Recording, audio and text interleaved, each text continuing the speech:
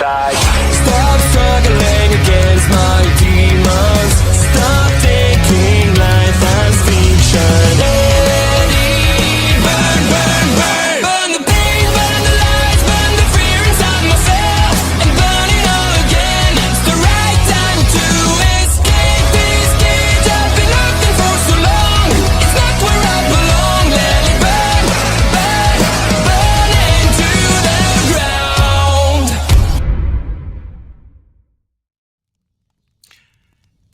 Hi everyone, I'm Rick and this is Burn After Reading. This is just a quick West Memphis 3 update. Yesterday, Friday, August 1st, 2nd Judicial Circuit Judge Tanya Alexander ordered DNA testing of evidence connected with the West Memphis 3 murders. But before we get into that, let's go back to 2022. Child murderer Damian Eccles petitioned to have newly discovered DNA from the crime scene retested using a wet vacuum method called MVAC.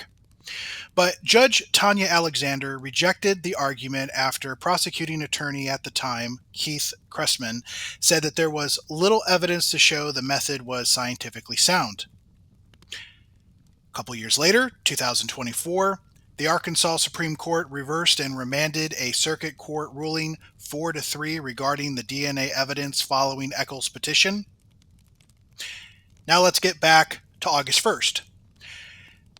During a hearing in Marion Courtroom, prosecuting attorney Sonia Haygood and the attorneys for child murderers Damian Eccles, Jesse Miskelly, and Jason Baldwin agreed to have certain evidence tested for DNA.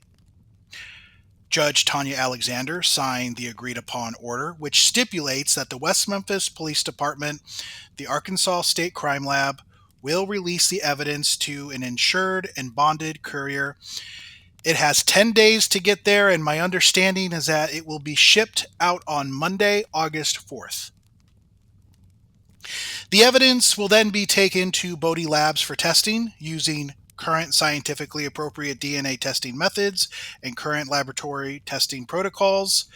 That includes the authorized use of MVAC, but I am of the understanding that there are restraints to use it. I don't know exactly what that means, but I guess we'll find out. Keep in mind, once MVAC is used, there's no going back. That evidence is now gone. It's destroyed.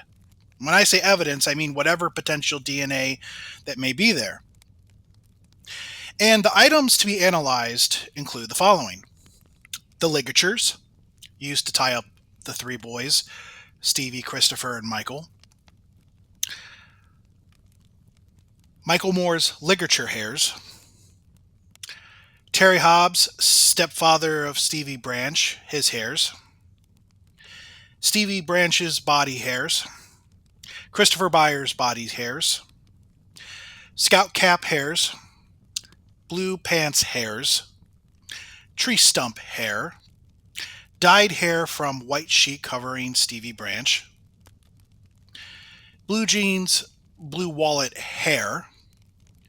Christopher Byers' ligature hair. Stevie Branch hair from ligature. Hair from lower body of Christopher Byers. Christopher Byers' hair between the area of the anus and scrotum. One hair from sheet belonging to an African American. It's worthy to note that the clothing or many other potential items are not being tested. Specifically, one of the victim's pants with the potential semen stain on it. And I wonder why. Once completed, Bode Labs will provide a written report to the prosecuting attorney, the defendant's attorneys, and the Innocence Project. Copies of these reports will be filed with the court. While prosecuting attorney Sonia Haygood signaled a willingness to go along with the request, she did cite some concerns about the time elapsed and the opportunities for contamination of items. The state and the petitioners, including all three killers, reversed the right to contest results based on contamination. Petitioners and child murderers Damian Eccles and Jesse Miskelly did not attend the court proceedings. Damian was too busy pretending to be the Karate Kid, and God only knows what Jesse was doing. The only child murderer who attended was Jason Baldwin. Others who attended were Pam Hicks, the mother of Stevie Branch, who, as far as I know, supports the West Memphis Three, and Todd Moore, his current wife and ex-wife Dana, the parents of Michael Moore. Todd and Dana believe that the West Memphis Three are guilty. Also worth noting is the ongoing feud between Jason Baldwin and Damien Echols. In a recent X post, Jason stated that Damien threw a fit when he and his attorneys worked to ID the murderer right after they were released from prison, because Damien was terrified Arkansas was somehow going to put him back in prison. Doesn't make sense? I mean, think about it. You took a guilty plea. The Alford plea is a guilty plea. Yes, he got to maintain his innocence, but it is a guilty plea. And the only way he would have went back to prison if he would have violated his parole, which was just 10 years, and that's over now. But I digress. Instead of working with Jason, Damien had his attorney start throwing monkey wrenches into his efforts. Of course, this is according to Jason. And as far as I know, Damien has not publicly responded or refuted Jason's ongoing claims, instead deciding to remain silent. Now, there are inconsistencies in Jason's story, and the issues between the two most likely stemmed from a film based off Maura Leverett's book Devil's Knot, which Jason was a producer of. My understanding is that Damien did not like his portrayal in the film, and he didn't like the fact that he didn't have control. But back to the DNA testing. What do I think the outcome will be? I can only guess, but my guesses are the results of the ligatures will be inconclusive and that the hairs will be used as red herrings by the petitioners to try to exonerate themselves. They'll claim none were consistent with their hairs, or that anything that could be consistent couldn't be absolutely linked to them, so that should exonerate them. Of course, there's no telling how it will unfold until it does. I also don't think we'll have anything conclusive one way or the other. Of course, there is the issue of contamination, so we'll see. But my thoughts do go out to the families of Michael Moore, Christopher Byers, and Stevie Branch. Those who believe firmly in the convictions of Damien Echols, Jason Baldwin, and Jesse Miskelly.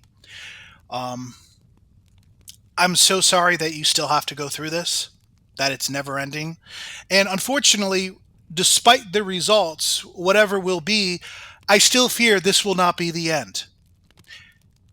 In particular, out of the three, Damien Echols will continue this charade so that Lemmings will still fund him money one way or the other.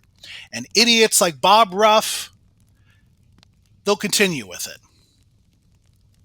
Anyways, that's it. Small update. I'm Rick. This is Burn After Reading. I'll catch your ass down the road. Oh, actually, I'm sorry. Wait a second.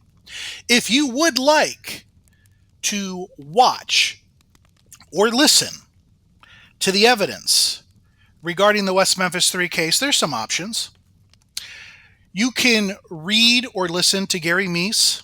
He has several books out. Plus, you can actually find him on YouTube or your favorite podcast, and you can read or listen, depending on what you want to do, the evidence that he puts out.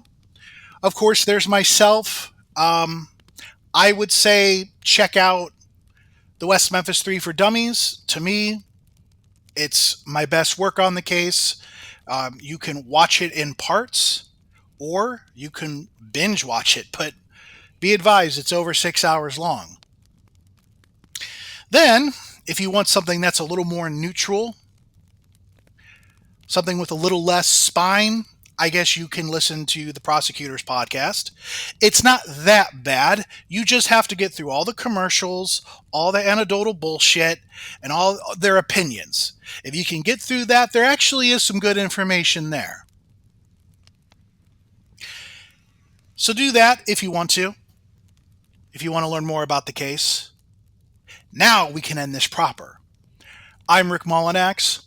This is Burn After Reading, and I'll catch your ass down the road. See you later. Burn the lies, burn the fear inside myself, and burn it all again. It's the right time to escape this